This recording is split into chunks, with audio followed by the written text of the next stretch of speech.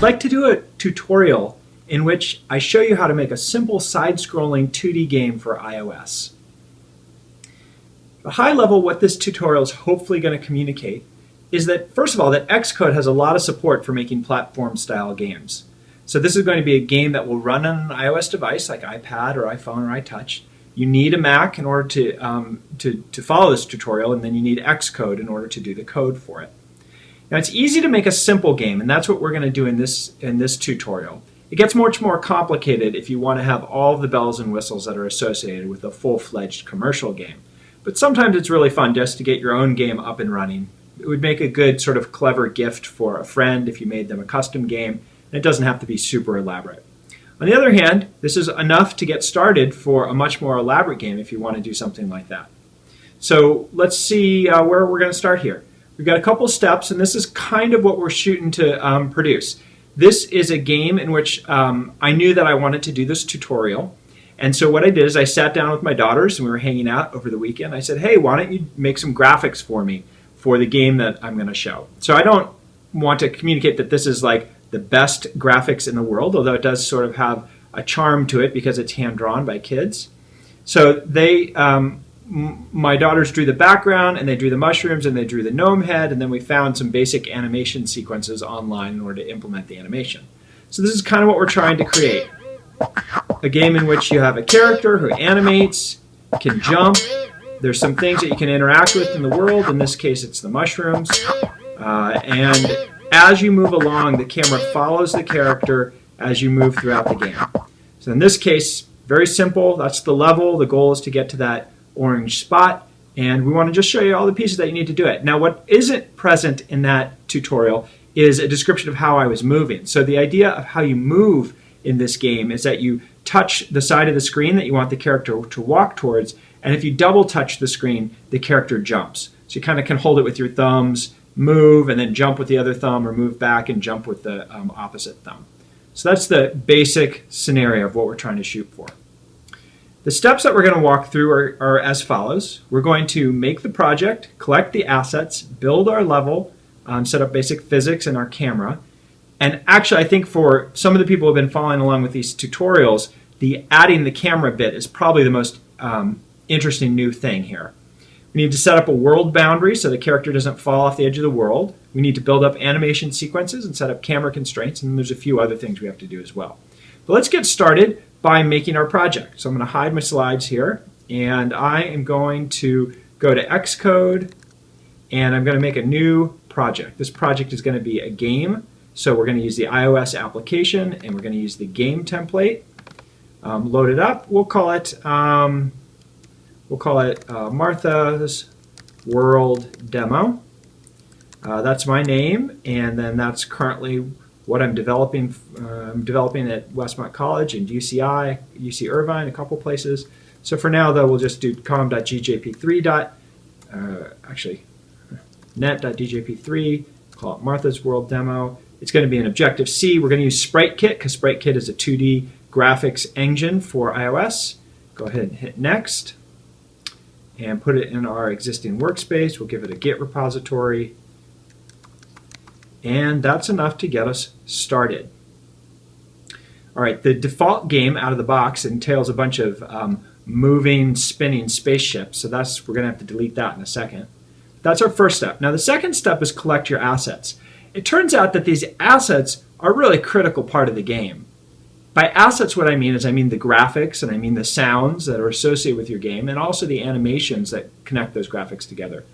Now, why that's important is because it's the assets give you the aesthetic for the game, and they can actually take a lot of your time. So that's the case. That's true in my case. So what I have is I have my assets set aside in a folder here, and we have a bunch of different things. Let me walk through what we've got here using the quick browser for iOS.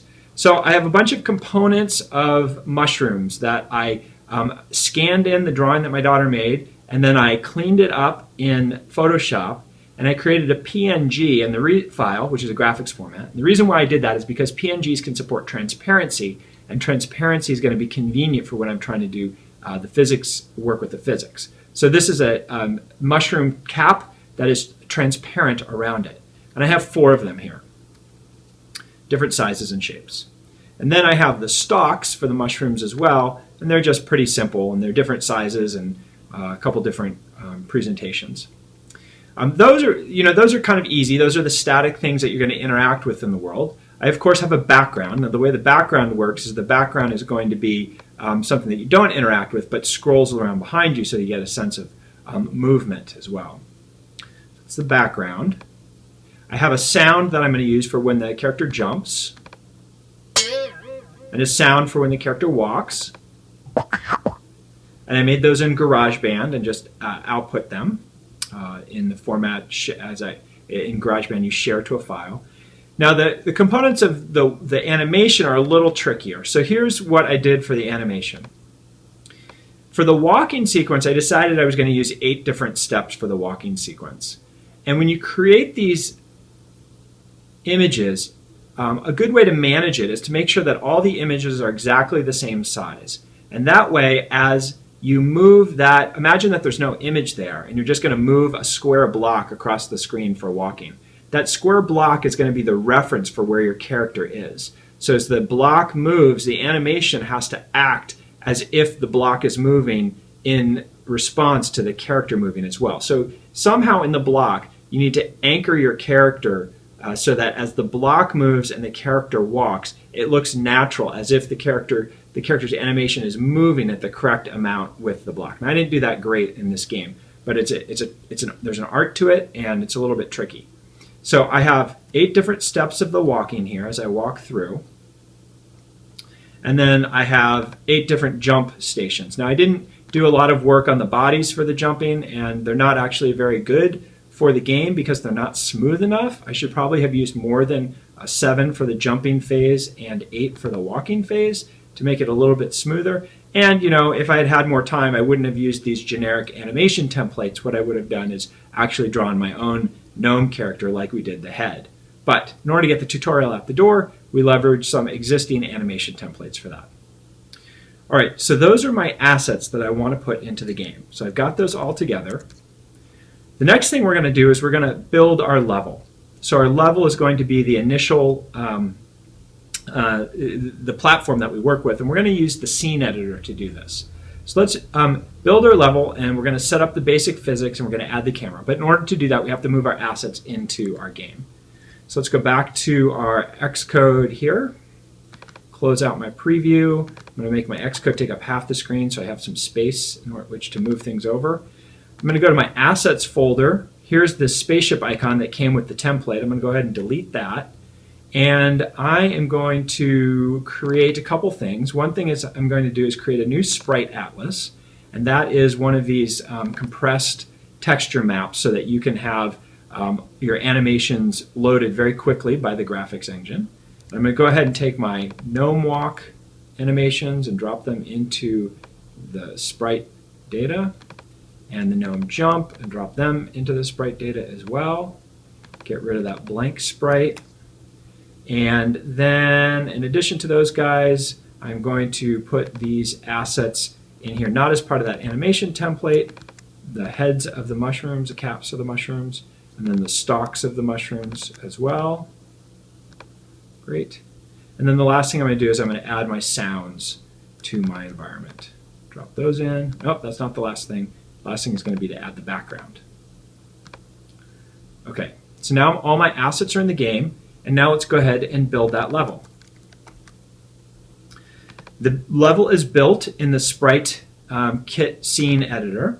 So what we've got here is this gray box which reflects really nothing right now. That yellow line is the outline of the view that the player is going to see on the device.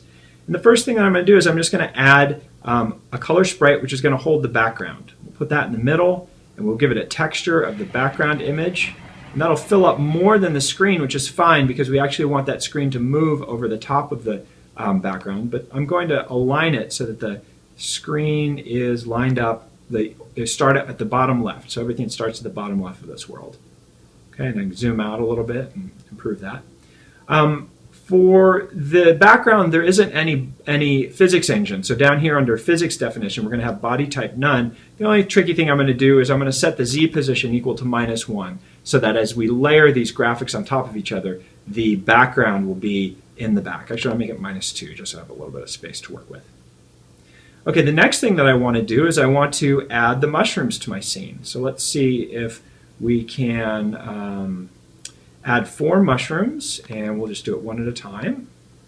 2, 3, 4. Those are going to be the stalks, and let's go ahead and add the stalks down here by selecting stalk 4 and then selecting stalk 3, selecting stalk 2, selecting stalk 1. Now for the purposes of gameplay, I actually want them to kind of increase in size.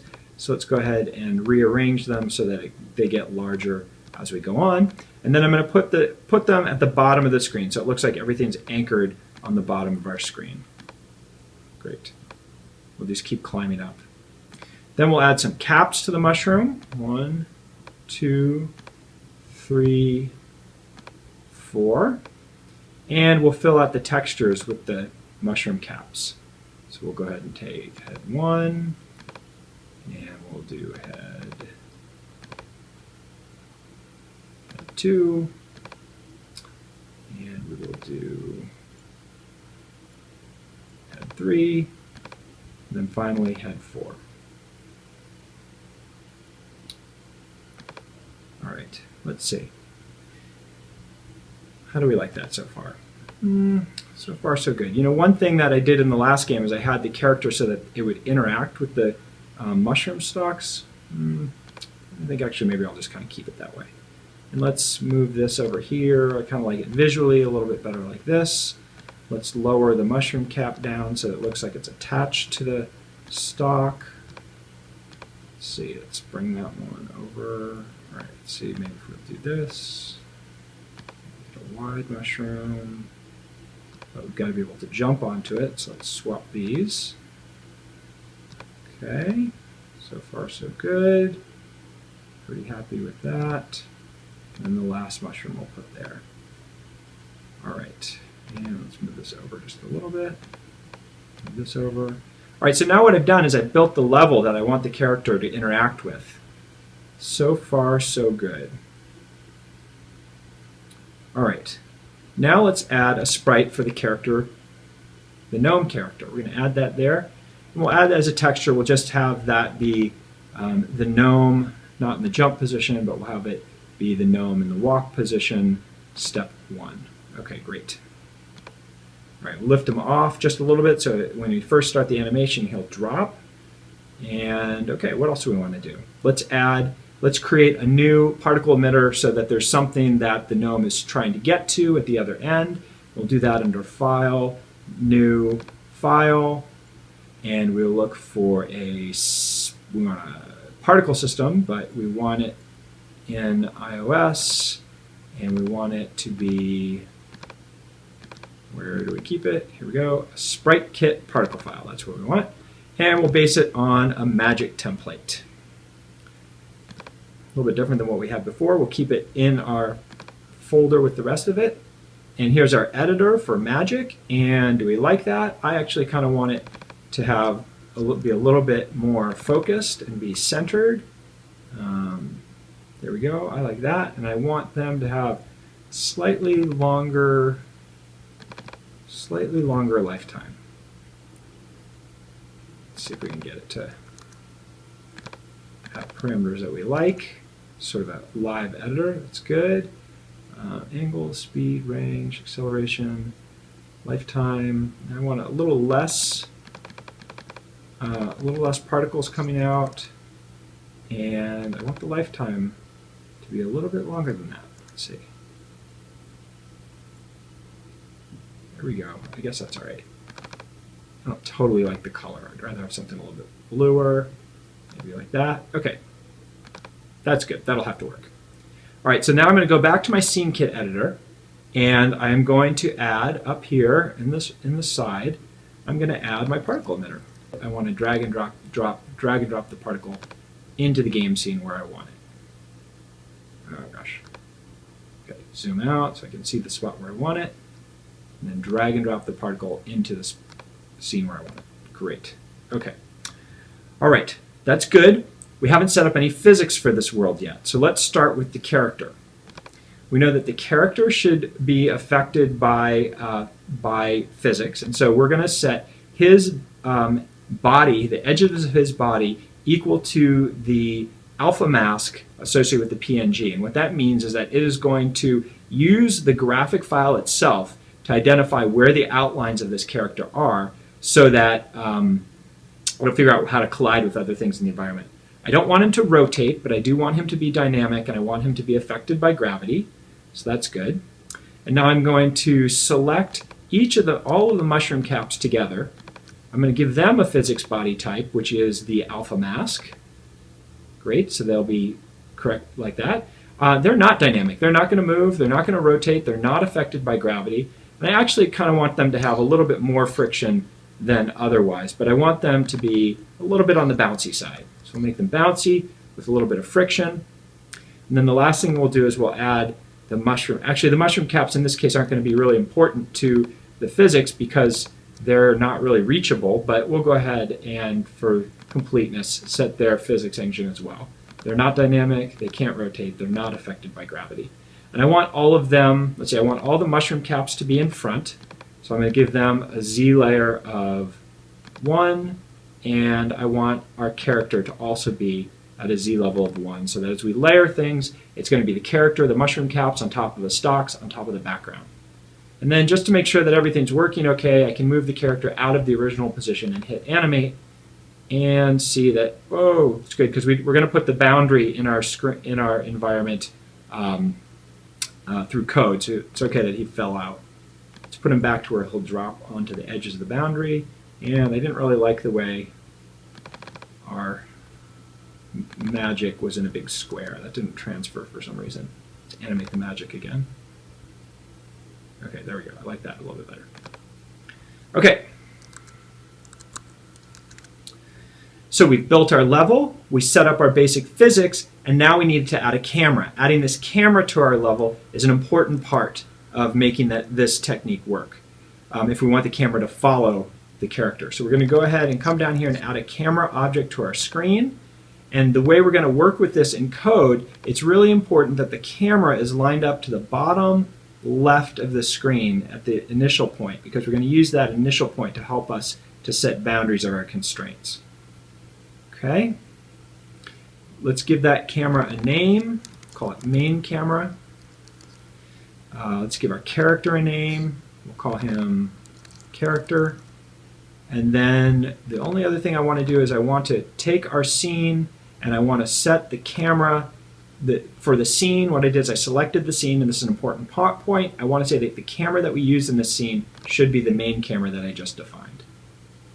Okay, pretty good to go.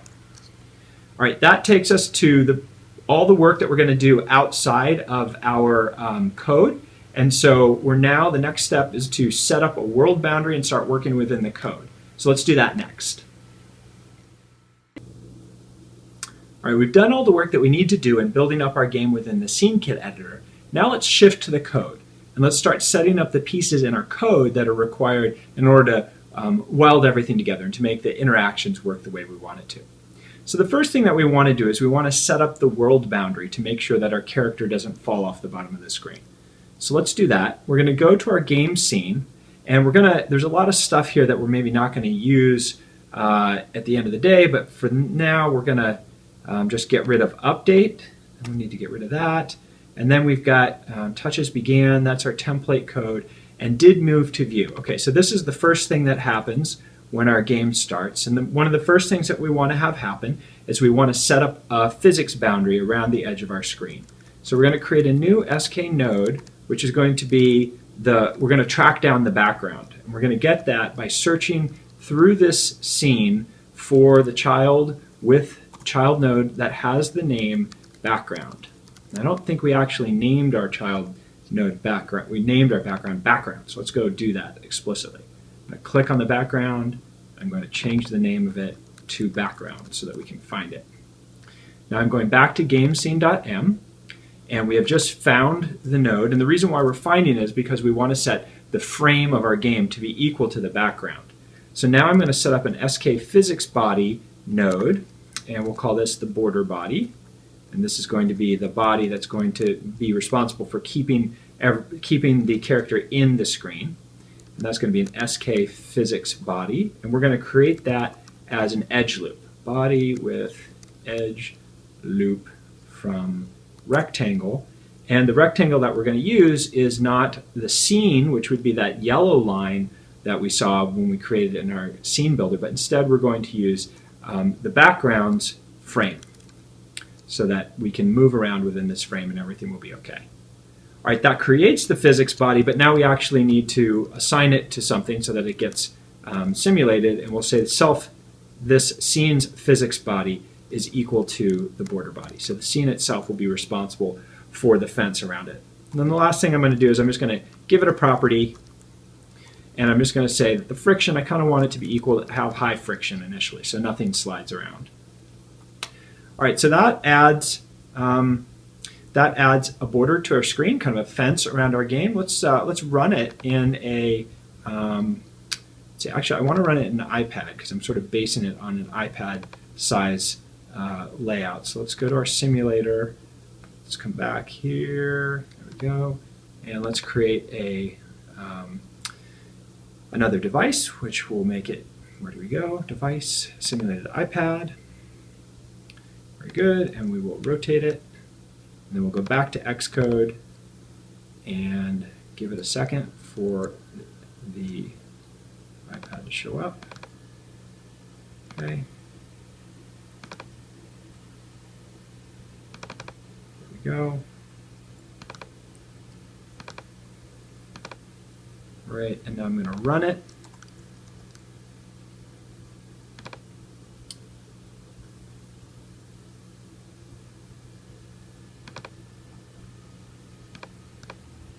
And what I'm looking for is I'm looking to see if the gnome falls off the screen or not. Because if the gnome, oh great, the gnome hasn't fallen off the screen. So that means that he is working within the simulator pretty well. You know, just to make sure that the physics are working okay, I'm just going to go to my game scene. I'm going to lift him up a little bit so that we hopefully will see him drop when it first starts. And I kind of want to just, on our launch screen, I just kind of want to know that everything's going okay. So I'm just going to say, I'm going to add a label, which is just simply going to say loading. I'm going to give it some constraints to be horizontally center of our screen. Good. And let's give it a headline font. Option command equal. Option command equal it. Great. Okay, now let's run it again and see if we see the gnome falling, which is what we're looking for. Great. All right, so the graphics is the physics simulation is running. We've got our node in there. It looks like our camera is set up correctly. Great. So now what we need to do is we need to build up our animation sequences. So let's build up our animation sequences by accessing those assets that we have already created within our project. So our assets are right here, the sprites are here, and this is what it is that we're trying to build into our animation. So for that, we're going to need to create a couple things. We're going to need to keep track of two different animations. We're going to need a walking animation, which will just flip around the vertical axis, whether the character is going left or right, and we need a jumping animation. So I'm going to go to my header file, and I'm going to create two properties that we can use in order to keep track of these across different calls. And it is going to be SK action once we're done with it, and we'll call it the walk animation, and then we will have the same thing, but we will call it the jump animation. And now we need to go build those from code from our graphics. All right, so we're going to build them after we set up our physics body. Let's go ahead and do that. And what it's going to be is it's going to be a NS mutable texture. Did I get that right? NS mutable array of scene kit textures, because we're creating several of them, and they're going to be pointers, and we are just going to have it be a temporary variable here where we keep track of that array, and we will set it equal to an NS mutable array init and allocate in one step with new. All right, so that's where we're going to hold our textures, and now we're going to go through and we're going to have a loop, and we'll start with our walking. Our walking animation had 8 different scenes to it, so we'll say I equals 0. Let's see, what were they named? They were named walking 1 through 8, so we'll have our loop do the same thing. We'll have our loop be 1 while I is less than or equal to 8. We'll do I plus plus, and then we're going to grab that texture out of our assets, and we are going to add it to our array. So textures, we're going to add an object. The object that we are going to add is going to be a new texture that we are going to create. We're going to create that from an image that we already have, and we're going to need to construct a string to create the name from our loop's index variable. So string with format, we'll pass it the name of it, which is gnome walk, and then underscore, and then we have a 0 padded integer. 0 padded integer, that's 2 long, and we're going to fill that in with our index variable. Bang, bang, bang. All right, so that should add each of our textures. Are we clearing? Why do we have a int I equals 1 while I is less than or equal to 8, I plus plus. We create that string, we add it, and for some reason we are getting a warning, and the warning says incompatible pointer types because our NS string is not creating what we want with image named. Okay, so that's not an image. We want to make sure that we're getting the image named that. How are we doing there? Great. Okay, so that's good. And so now we just need to set our property equal to that. And so we'll say, once we've corrected it, self.walk animation is going to be equal to an action that we're going to create using that texture. And it's going to be, as long as the person is walking, we're going to have that animation continue to animate. So the repeat action forever, we're going to nest another action in there. We're going to repeat the walk action. And the action that's going to be repeated forever is going to be an animated with textures animation. And what we're going to use is we're going to use the textures that we just created. And our time per frame will be 0.1. Oops. Our time per frame will be 0.1, all other things being equal. And that will create our walk animation. Okay, so now we need to do the same thing with our jump animation. Now our jump animation, let's check what the name of that is. Our jump animation in our assets is actually gnome jump, but it only goes from 1 to 7. So we need to change our loop variable a little bit. So it goes from 1 to 7. We are not creating it from gnome walk, we're creating it from gnome jump. We are setting that equal to our jump animation. And otherwise, I think everything looks good. We don't need to redefine our variable textures. We are reusing that texture variable from above. So far, so good. All right. Am I missing anything? Let me check my notes over here. One thing that we did just to make this so it's smooth is we added to the end of our textures one last item. So after we run our jump animation, we add on to the end of it our walk position 1. The reason why we do that is because it is nice to have our jump end with the first frame of our walking animation so that it looks kind of smooth. All right. So if I'm not mistaken, let's just put some notes in here. We'll say the top part is setting up the fence around the level, and then this part is building our animations. All right. The next thing we need to do is we need to set up our camera so that our camera follows our character around.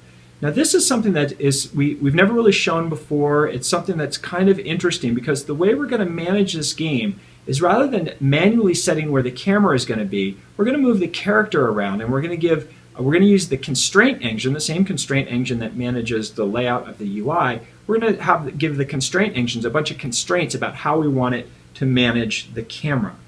We're going to say that we don't want the camera to go too far to the left or too far to the right because we want it to only show the background image. We never want it to show the gray that's off the edge of the background image. And we always want the camera to be close to where the character is. So we don't want it to drift too far away. So the effect is that we'll have the camera following the character around unless it gets to the edge of the screen, at which point it will stop and the character can walk up to the edge of the screen, but the camera will not. All right, so we're going to do that by creating our camera object in here. And let's see. We actually already have our camera. What we're going to do is we're going to set up constraints for it. So the first thing that we're going to do is we're going to get the character so that we have the thing that we want the camera to follow available. So when we set up the constraints, we can actually have something which it's going to follow. All right, so we named our character in the scene kit character, and so we should be able to find him when it comes to that point. So that's what we're going to follow, and then we also want to pull out our camera node that we built in our editor as well, and we called that main camera. So that's going to get us the two bits that we want to put constraints on. All right, so now let's put a constraint so that the camera stays near the character in the horizontal direction. So we'll just create an ID object, and we'll call it the horizontal constraint, maybe. And we are going to create a new SK constraint, I guess, and it's going to make sure that the distance between distance is going to be a range object that has an upper limit. This is in the horizontal direction, so we'll give it 100 pixel units in the horizontal. And what is that a distance to? Well, it's going to be to the character node. All right, so that's our first constraint. Our second constraint is going to be in the vertical direction for the camera, and we'll make it have to follow the character a little bit more tightly. And so it's going to be always within 10, let's make it 50 pixels of the character in the up and down direction. So that's two constraints. The camera's going to stay where it is or move as necessary to follow the character up and down. Then the next thing we want to do is we want to make sure the camera doesn't go too far to the left or too far to the right off the edge of the background. So let's make that one our left constraint. And that's going to be a new SK constraint object. And we're going to set it as a position in the X direction, and we want to make sure that that position doesn't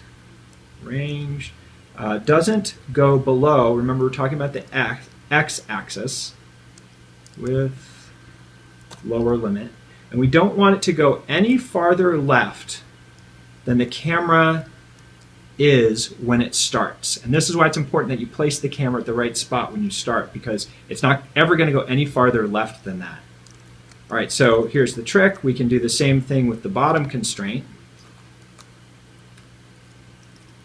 We can say that the bottoms is the Y position, and that's never going to go lower than the camera's current Y position to make sure it doesn't go any lower off the bottom corner so it stays within view. Now, because we initialized them the way we did, we can also set the top and the right constraint without too much difficulty. So we'll set this equal to the right constraint. The right constraint is going to be a range with an upper limit, and that upper limit is going to be the background image's frame size. Backgrounds frame size dot width. So the camera can go all the way to the end of the background frame width minus where the camera is when it starts, because it happens to be that the camera is as far to the left at the beginning of the game. That margin is the same amount we want it to stay within on the right side. So we can leverage that initial position to create a nice constraint on the right side. All right, and then we can do a similar thing with, oops, sorry, jump around. Do a similar thing with the bottom constraint. The bottom constraint is going to be on the position, on the Y position. It's going to be a range. Oops, sorry, this is the top constraint. It is going to be a range with an upper limit. We want it the frame's height minus the camera's Y position. All right. Those are the constraints, and now we need to, oh, what did I do wrong? I spelled it wrong. Great. So those are the constraints. Now we need to attach them to the camera. So we're going to do that by taking our camera object, and we're going to set constraints on that camera object, and we're going to create an array of constraints that we're going to pass to it. Now the order in which you pass these constraints is important because they get satisfied in progressive order. So the first one, the second one, the third one, the fourth one, the fifth one, the sixth one in this case. And so we're going to first make sure that we are following our character, because those have a little bit of play in them because they can be adjusted as necessary. And then we're going to make sure that we don't go off the left side, the bottom side, the right side, or the top side. Now the character's not moving around yet, so we can't really test this like we might want to, except that we can make sure that it compiles okay. Let's see. How do we do? All right, why are we getting an error on our camera object? It says incompatible pointer types, SK camera node with expression of type. Now let's see what I do wrong. Oh, I need to just cast it. Okay. This is kind of an unsafe cast, but I know that what I named main camera was a camera. Now down here, I forgot to add another square bracket, so that should be why I'm getting the error from Xcode. All right, so those are my camera constraints. Now, this little bit here is template code. This bit here is template code. It gives us a little bit of hello world when we start. What I'm going to do is I'm actually going to make this say, welcome to Martha's world. And then I'm going to actually cause it to fade out. See if I can do this on the fly. My label, I'm going to run an action. That action is going to be a new SK action. It's going to be fade alpha to 0, and we will make that take 1 second. So we'll get sort of the, let's make it take 5 seconds. So we'll get this sort of intro title screen, and it should fade away. All right. That takes us to the point of setting the camera constraints. Let's make sure that everything looks okay when we run it in the simulator.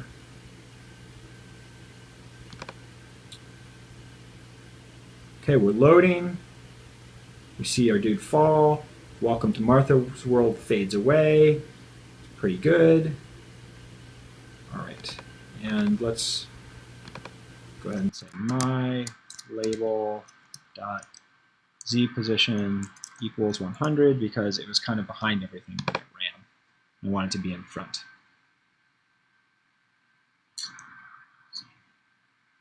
There we go, loading. Great. All right. That's setting up our camera constraints. The next thing that we need to do is deal with our touch input. That'll be next. Okay, so now let's go back to our code and let's deal with our touches. The goal here is to have the play work in such a way that when you press on the left side of the screen, the character goes to the left, and when you press to the right side of the screen, or the right side of the character will move to the right, and if you press 2 fingers down at any given time, the character will jump. So that's sort of the interaction that I'm going to try and put together for us. So let's see if we can do that. We're going to come down to where touches began. Now this is our touches began method. This is what was given to us as template. And one thing that I'm going to want to do before I do this is I'm just going to have some running variables that I'm going to use locally that are keeping track of how many fingers are currently down on the left side and the right side. And that's going to be helpful for me as touches come and go. I can figure out what I want the character to be doing. Okay, once we've got that, let's see, we're going to go to touches began, and we're going to need to replace the code that we've got there. So the first thing we're going to do is we're going to pass our touches up to the superclass. So we're going to allow touches began with our touches, and then event, so that any other work that has to be done with our touches can be handled. And then we're going to set a constant that we're going to have. It's going to be useful to us here in a second. And we're going to set that equal to just be a really big time. And this is just sort of a kludge in order to make sure that our animation for going left and right just continues as long as we're holding down our fingers. All right, the next thing we need to do is we need to get a connection to our character. We need to look up our character so that we can work with the character when we're doing our animations. Child node with name character, right? Like we did up above. Find it in our sequence, and then we're going to have a process that we do. The template code puts spaceships in place, and that's not what we want to do. What we're going to do is we're going to first keep track of touches. So we're going to say, as we go through all the new touches that just began, we're going to say if the touch location in node of the parent of the character, so that should be the back or the scene that we're currently in, if the X location is less than the character's position, then we know that the person has touched on the left side of the character, and we want left touches to be increased.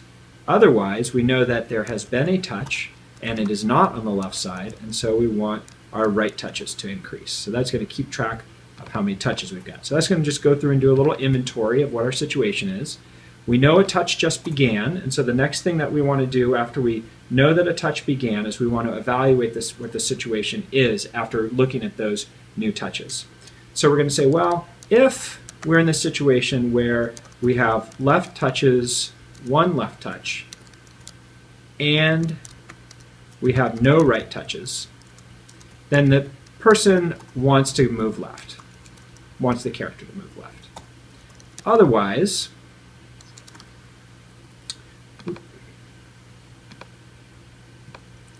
if we are in the situation where left touches equals 0 and right touches equals 1, then we're in a situation where the user wants the character to move right. If we have more than one finger down, and let's see, we'll say if multiple fingers are down, so that if left touches plus right touches is greater than 1, then we know that the person's intention is that we want to do a jump. All right, any other situation would be that left touches equal 0 and right touches equal 0, in which case we don't want to do anything, and so I think we're okay there. Okay, so now we need to fill out what we want to happen when we move left and when we move right. Well, we want to execute two animations. So the one animation that we want to execute is we want to execute the walking animation.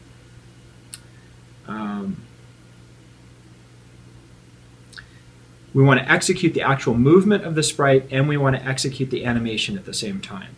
So let's create those two actions. So the first one we'll do is we'll create the movement action to the right. And what that's going to be is that's going to be a new SK action. And we're going to initialize it by saying we want to move by, and the way we want to move is we want to move minus 1.0, so to the left, times the move speed, which we haven't specified yet, times some huge time. So that's the k move speed is how fast we want to move, and the huge time is, so k move speed is a rate, and huge time is how long that's going to take, and we want to go in the x direction, not in the y, and we want to go for k huge time is our duration. All right, so let's go ahead and give ourselves a k move speed, and let's say we're going to move I don't know what a good number is offhand. We'll have to tune it. But let's say we're going to move, I don't know, 100 pixels per second, maybe. How do we like that? We'll give that a shot. All right.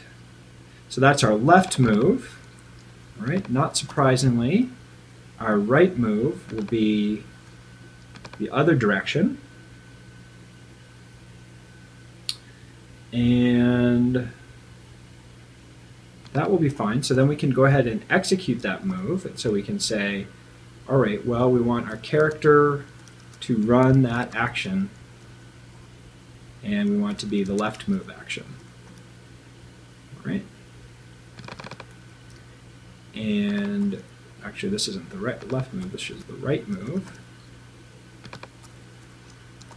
We want that to be the right move action.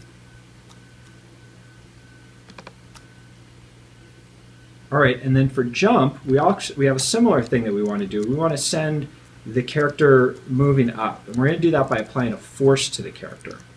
And so we'll call this the jump, maybe the jump move. This is going to be an SK action as well. And what we're going to do is we're going to apply an impulse, which is an instantaneous force, and we're going to say that that is going to be 0, and we'll say it's going to go up 3,000. These are another one of the things that we have to tune, and we'll say it lasts over 0.3 seconds. And then we will run that action.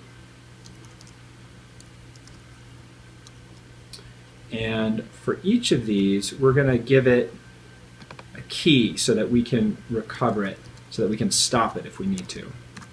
So we'll say with key, and we'll call it the action, and the other one we'll call it the animation. We'll give them each the same name.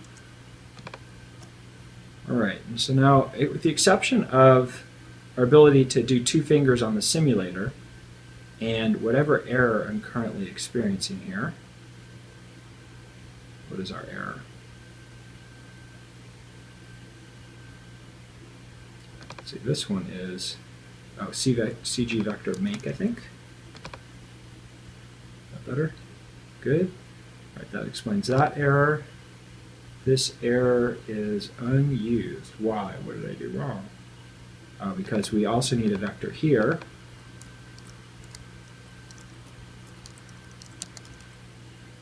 Okay. Put it there. All right, so now if we run it, that should be enough to at least move the guy to the right or to the left. Let's see if that is what in fact happens.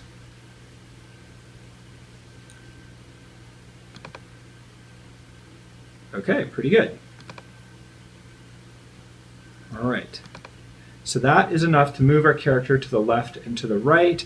That is the process of moving them. Now we need to add the process of animating them. And to animate them, what we need to do is we need to add in our animation group. And so we already have that ready to go.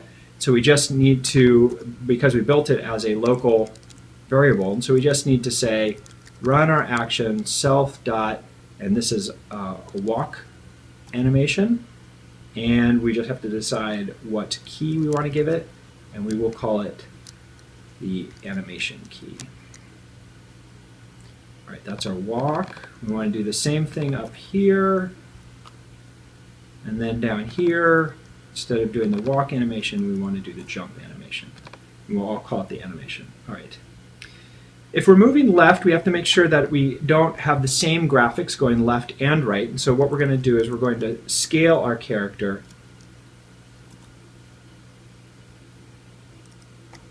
by -1.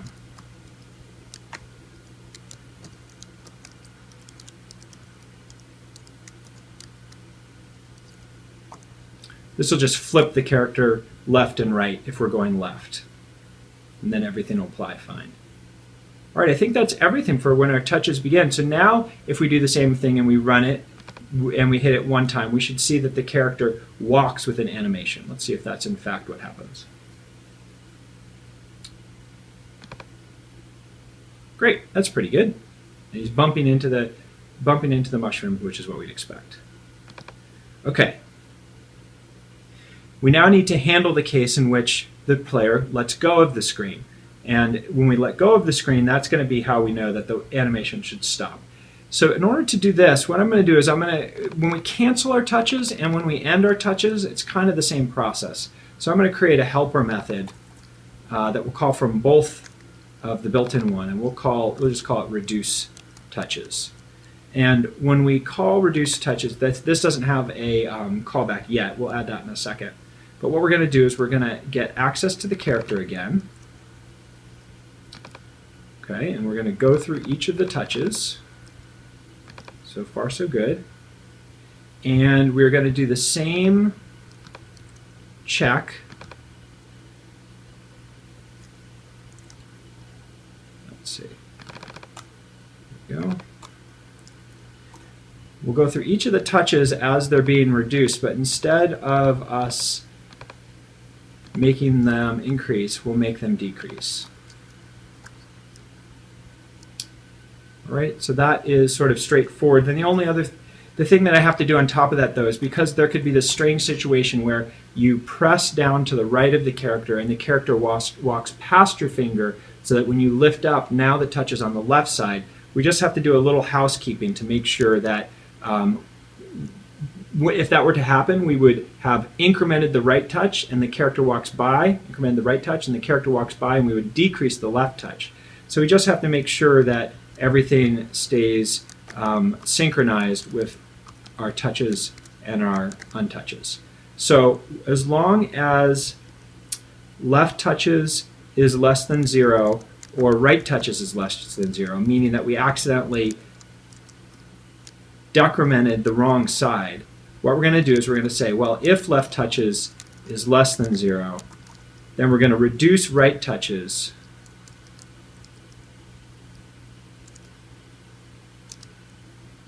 well, we're going to reduce right touches by the number of left touches we had, but left touches is negative. And then we're going to set left touches equal to 0. All right?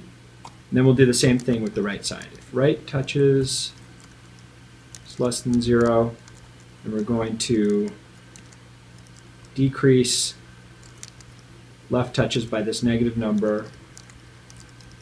And then we're going to say right touches equals 0. We'll keep that in a loop so that if we decrement something after the fact, then we will do it again until everything is 0. And then finally, if there are, after doing all that housekeeping, if we find that left touches and right touches shouldn't be less than 0, but just in case, if it's less than 0, then we're going to remove our animations.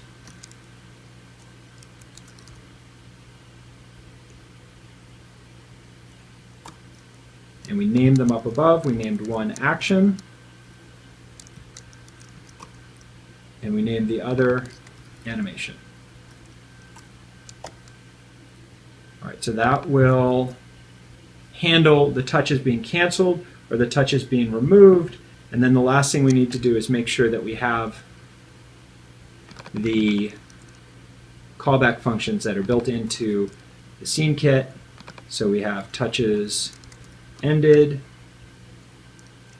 and if touches did end, then we're going to call our super class, if there is such a thing, touches, and then with our event. And then when our super class responds, we're going to call our self with the reduce touches method that we just created, and the event, touches in the event that were passed in. Right. That's one of them. And then the reason why we wrote that function is because sometimes we can have the touches canceled. And if the touches are canceled, we call the superclass. Right.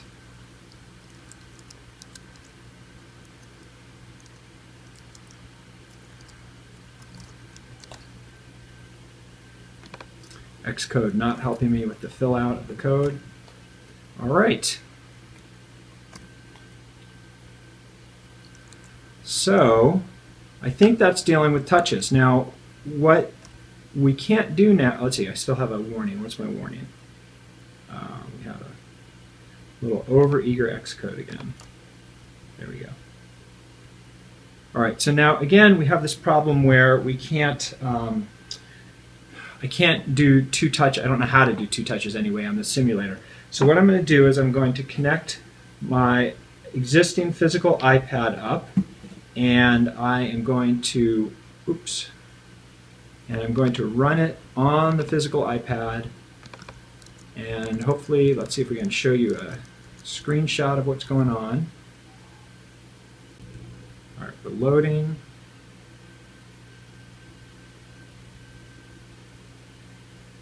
All right, it seems to be working. So I can hold it up there and go that, right? I need to reverse the scale back when he's going right. I need to make sure that the scale, here we go. Okay, pretty good. So what I need to do now then is I need to just do one tweak on my code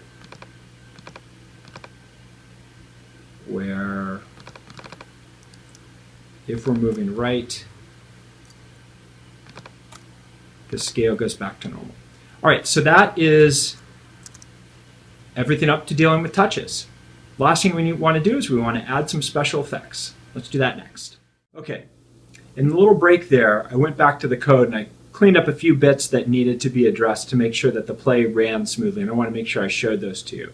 So two things I changed in the code. The last thing I showed you is that on our move right, we went ahead and make sure that our X scale was set up so that the character was moving to the right, and this is aligned with the way that we drew the assets. The other thing that I did is I changed the name of the actions from action to move action and from animation to move animation. And I made the animations with the moving move action and move animation, but I made the actions and animation with the jump, a jump action and a jump animation. So there's kind of two classes of animations. Down here in reducing touch, if the touches gets too small, I only stop the move action. So in that way, the jump can complete, but the move stops as soon as you stop jumping. I also found that I needed to make it look a little bit better. I had to change the move speed from 100 to 200. So I did that. And then I actually had a bug up at the top when I was establishing the jump animation. Originally, I had it set up so that it was a repeat action forever. Well, you don't want to do that with the jump. You want to jump and you want it to be over. So I changed it to animate with textures. So I made a few little tweaks to the code in between that break. Okay, so the last thing that we want to do is we want to add some sound effects to this game just to make it a little bit more compelling. And so to do that, we're going to go and we're going to do that in our touch sequence so that when these touches and when this motion starts, we can experience the sound as well. So we're going to add this to our sequence of actions here. We'll create a new SK action, which is going to be the shuffle noise. And that's going to be an SK action, and we're going to create it. It's going to be play a sound file named, and from our assets we called it shuffle.m4a. And we are going to want to wait for completion because we're going to continue to play this noise. We don't want to play it. We don't want to play it on top of itself. We want the noise to finish before it starts a second one. And so then we're going to create another action which wraps that one above, and this will be a repeat noise action, and that will be SK action. Yep, SK action, repeat action forever, and it will be the shuffle noise. And the reason why that's not going to be a problem is because it will be associated with the animation that's going to be, that's when you take your finger off the animation, we're going to kill the animation, and so the repeat action forever is going to go away as well. So we still have the left move, and so now let's group those two things together by creating a left, oops, not $, asterisk, a left group action, which is going to be an SK action, SK action, there we go, group, and it's going to be an array that's going to contain the repeat noise and the left move. Great. And then when, let's see, that. Compile, okay, great. And then rather than running our left move, we're going to run our left group, and that will be our noise and our motion. And we'll do the same thing on the right side. So we will create the shuffle noise going right, and then we will create a right group,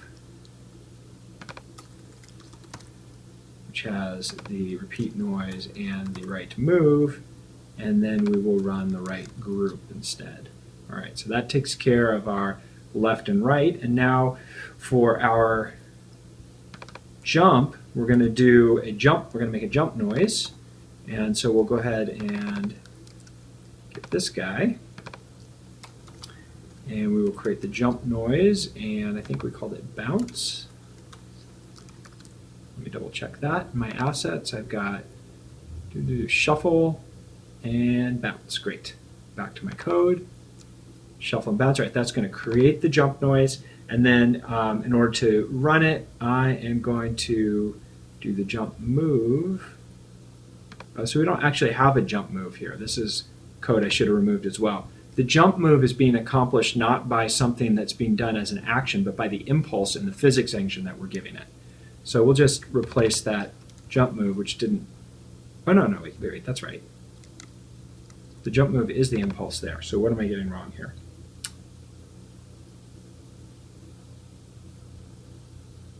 I guess I just need to group them together like I did the ones above.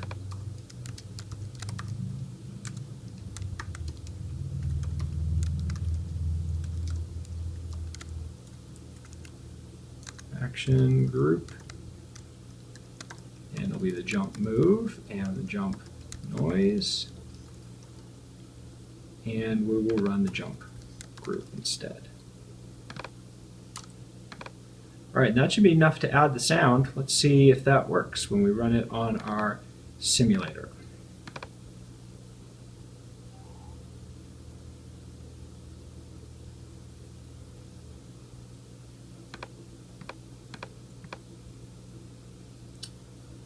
Couldn't find the asset. Is that not shuffle M4A? I wonder, maybe I need to move those sounds.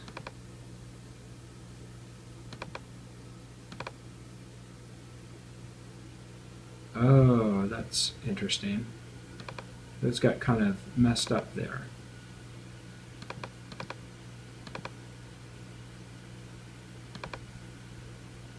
No, that looks right. Bounce M4A and shuffle.M4A. What I'm going to do though is rather than debug this on the fly, I'm just going to go ahead and delete that and delete that. I'm going to take my two assets from my Finder window, and for now I'm just going to put them not in my asset folder, but I'll put them up there and add them to the target. And then now when I run it, I noticed down here in the output that it said shuffle M4A was not there. All right, let's try again. There we go.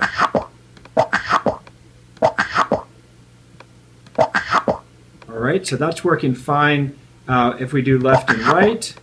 And then in order to see the two-finger touch, there we go. Let's see.